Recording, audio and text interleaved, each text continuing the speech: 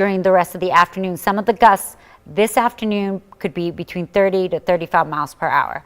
So you notice a little wind arrows coming in from the south. That means that it is pulling up humidity from the Gulf of Mexico. It is a milder wind direction, so that will help us to get above average. And I say above average because the average this time of year is 76, and we've been in the 80s almost every day. And that will continue until our cold front comes in later on tonight into tomorrow. So what about the humidity? Well, you know what that is right there, that front that has the yellow coloring. Well, that is a dividing line between extremely dry air and muggy air, and we are definitely in the muggy air sector. 65 is the dew point. What you see dew points in the 60s, it's muggy. Upper 60s is very muggy. So it is humid out there, and that will continue until that front moves through. So this graphic, I wanted to show it to you because it depicts how that front comes in during the overnight hours into tomorrow, and notice how that dry air just comes in. In the upper levels of the atmosphere, it's like an ocean, right? The wind is like water up there, and so we have that muggy air, and the cooler air is going to come in, and it's very dry air, and so that's why this graphic depicts it that way. It has the muggy air on top of us during the first part of the night, and then that comes in when the front comes in from the north.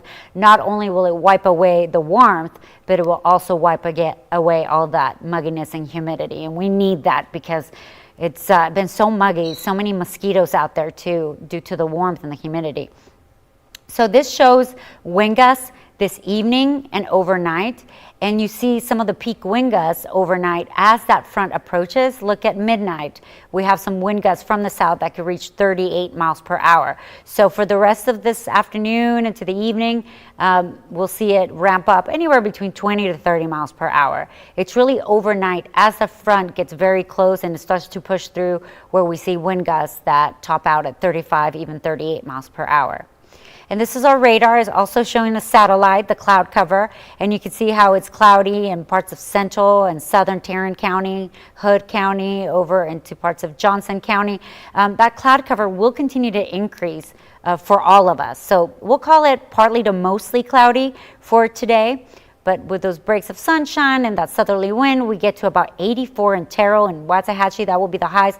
Look at Corsicana, 87 for the high. And then 82 in the Metroplex. Fort Worth and Dallas will top out at 82. Just a couple of degrees cooler across parts of Montague and Cook and Grayson counties by the Red River. So this shows the radar and the satellite for the last couple of hours. So we started off with mostly clear skies, and then the cloud cover starting to move in from the west and northwest towards the Metroplex, and that's what we expect additionally for the next couple of hours.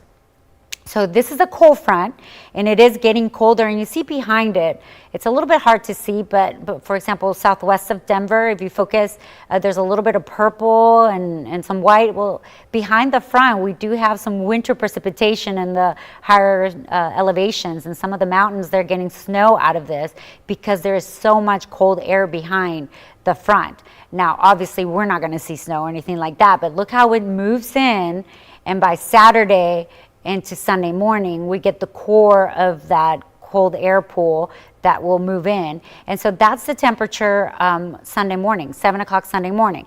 Now, you don't have to worry about rain on Sunday morning, but you will definitely need a jacket if you're heading out to church, heading out for any kind of exercise outdoors. 48 will be the temperature in Dallas-Fort Worth, but it's going to be colder up north. So you notice, for example, even Fort Worth will drop to 43 on Sunday morning. Bridgeport, Denton, and Mineral Wells also 41, even dropping into the upper 30s to our extreme northwest. Bowie 39, Graham 39. Now, this can still happen with spring cold fronts. They can still bring in very cold air, and that's exactly what's happening. But you don't have to worry about freezes or anything like that. So we are at a level 1 threat as of right now, and it goes up to a level 2 north of Bowie, for example, right along the border there with Oklahoma. And that's because as the storms come in, and I'll show you another graphic that shows that specifically, when they first come in, they could be strong with some hail and gusty winds.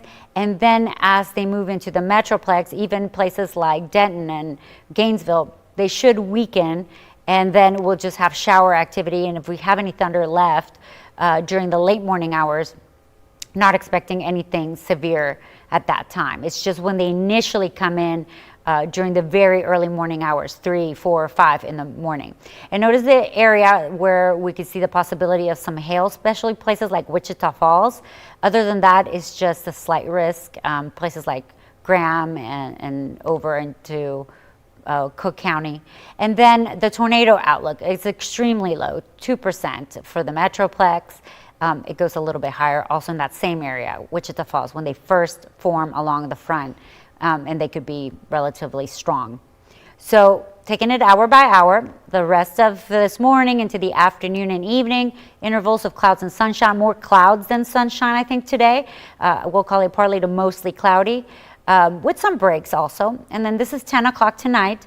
This is important because if you have Friday plans, maybe you're heading out to a movie, you're heading out to dinner, you don't have to worry about dealing with showers or storms on your way back. Now, if you want to have dinner outdoors, maybe a fire pit, something like that, I would think about that twice just because the wind, remember, we will have wind gusts 25 to 30 miles per hour. But this is not a Friday evening or even Friday night event. This starts to come in 3, 4, 5 in the morning, and then we'll move through during the rest of the morning into the afternoon. So we'll continue the hour by hour, and you can see here how 2 o'clock in the morning, the front is approaching Graham and Bowie, and some of the storms could have some small hail, some gusty winds.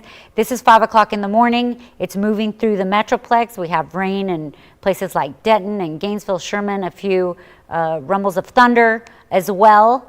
And then it continues to move towards the southeast. We get a little bit of a break, 7, 8 o'clock in the morning, but we could see additional showers, unfortunately, around noontime, 1 o'clock, 2 o'clock, including the Metroplex. So it's just going to be one of those yucky days with clouds and plenty of rain. I still think that the second part, after noontime or 1 o'clock, will be drier than the morning. But if you're headed out to the Fort Worth Art Festival or any of those activities, I would definitely grab an umbrella. Sunday, you won't need it. Sunday, the only thing you'll need is a jacket. So how much rain are we going to see? Is this going to be a huge rainmaker? I don't think so. I think the biggest amounts or the highest amounts would be places like Cleburne, Waxahachie, and Terrell that could reach near half an inch of rain. Otherwise, most of us will see anywhere between 1/10 of an inch to 1/4 of an inch of rain out of the system. Hopefully, it will start to move a little bit quicker so it won't stick around too long during our Saturday. But our latest models are lingering the showers through early afternoon on Saturday. So for today, 82 will be the high, 66 tomorrow. You notice the front coming in there. And briefly, in the morning, it could drop, or late morning to early afternoon, some of our temperatures could drop into the 50s and then bounce back to 66. Scattered showers, an isolated thunderstorm, and then on Sunday, 72. Now, this says severe storm risk Friday. For us, that yellow area means isolated storms. And for us, even though it says Friday, it means Friday overnight. It's that 3, 4, 5 o'clock in the morning time period. But the ones that really will be under the gun today will be southeastern Kansas, Missouri. You can see also parts of Illinois, southeastern and northeastern Iowa. And that's unfortunate. Iowa and Kansas really had a rough time this last week with tornadoes and damages and people that were injured due to that. But once again, they will be under the gun later on today. So that's something that we will definitely watch as well. So taking a look at that 7-day forecast for today, 82, I mentioned this morning, showers and thunderstorms that will now likely linger into the afternoon. They will be scattered in the afternoon, but I was hoping it would completely dry out for the afternoon. It does not look like that will be the case. Also, it will be windy overnight tonight, but notice on Saturday I put north winds 10 to 20 miles per hour. It will be windy on Saturday also. The difference is the wind will be coming in from the north, so we'll add an additional bite to how the wind feels, how the cold feels. And although 66 doesn't seem cold, with that north wind, it will feel like the upper 50s. And then on Sunday, we start off with those temperatures in the 40s. It's going to be a cold morning, but with plenty of sunshine. We will warm up to the low 70s. It will be a beautiful Sunday afternoon and evening. And then on Monday, we remain quiet. On Monday night into Tuesday is when the next chance of showers and thunderstorms comes back. On Monday, it will be mostly cloudy, but I also want to point out that we'll start off the week with temperatures a few degrees below average. We haven't seen that very much this spring. So we'll be at 70 on Monday, 72 on Tuesday, and then we rebound to 80 on Wednesday and 82 next Thursday, with shower and some thunderstorm activity possible as well. So I'm just going to reiterate our main points that we have to watch. We have a little bit of everything happening in the next couple of days. We have warmth today and humidity. Then we have dry, cold air coming in for tomorrow, and especially on Sunday morning. That will be very cold. And then we also have showers and thunderstorms that look like they were going to mainly stick in the morning, but now could be lingering a little bit longer, unfortunately, on Saturday afternoon. I know that a lot of people have plans for Saturday morning, garage sales.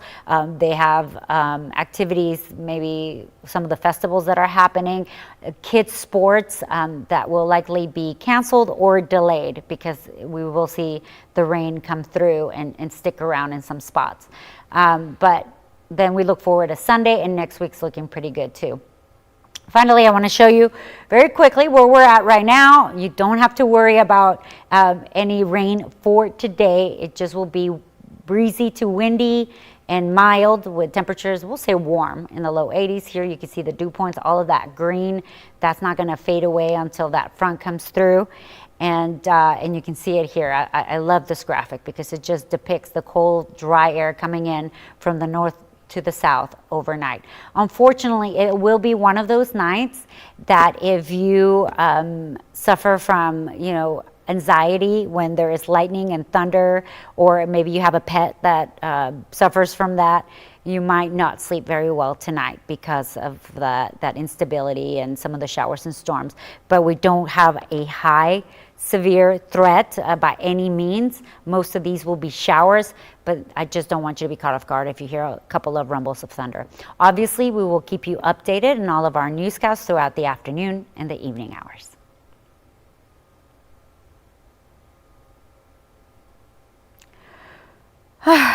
Thank you. Oh my gosh. I just need to, I have to go to the meeting in 15 minutes. But I think I'm done with the IFB and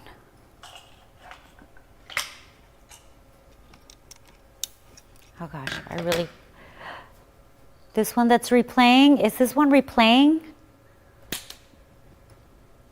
Or no?